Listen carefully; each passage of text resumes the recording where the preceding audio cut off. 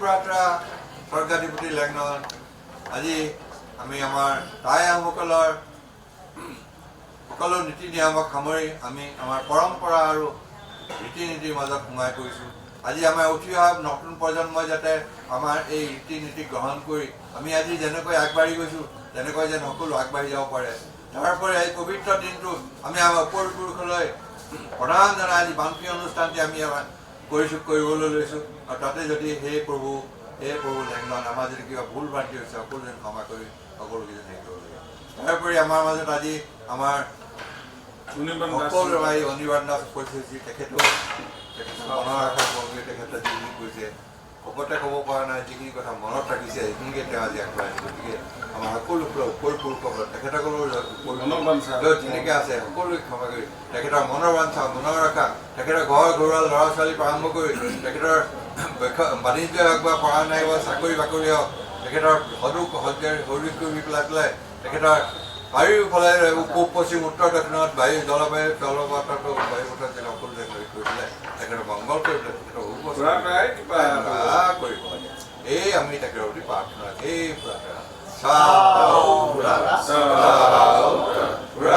মই ভাবোঁ এই বীৰজনাৰ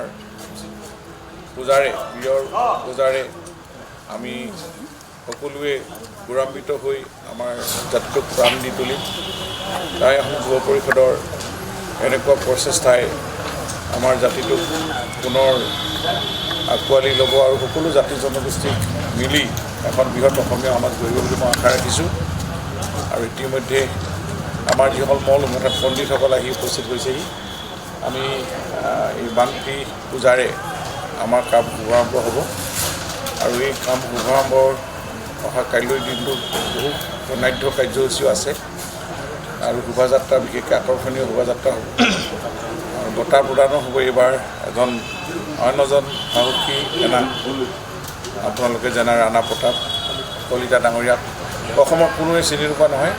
তেখেতক লাচিতৰ বঁটা টাই আহোম যুৱ পৰিষদে প্ৰদান কৰা এই অনুষ্ঠানটোৰ আৰু গাম্ভীৰ্যতা আপোনালোকে ৰক্ষা কৰিব বুলি মই আশা ৰাখি আটাইলৈকে পুনৰ নমস্কাৰ অভিনন্দন আৰু আন্তৰিক শুভেচ্ছা অহা কাইলৈ দিনটোলৈ জনাই মই আশাৰে আজি মাংগলিক কাম শুভাৰম্ভ হৈছে বুলি ঘোষণা কৰিম। নমস্কাৰ।